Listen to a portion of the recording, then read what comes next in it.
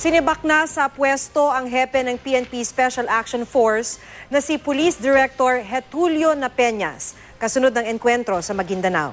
Ayon kay DILG Secretary Mar Rojas, inalis muna si Napeñas bilang hepe ng SAF habang iniimbestigahan ang tinatawag nilang misencounter.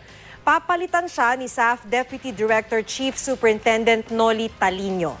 Sinabi naman ni PNP Acting Chief Director General Leonardo Espina na hindi niya alam ang tungkol sa operasyon.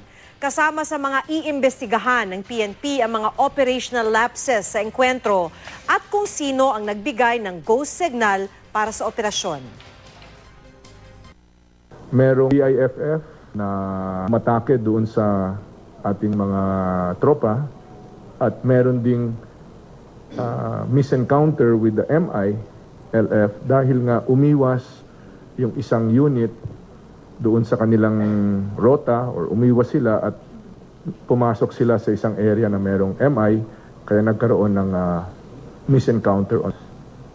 In this particular operation, none reached the command group. That's all I can say.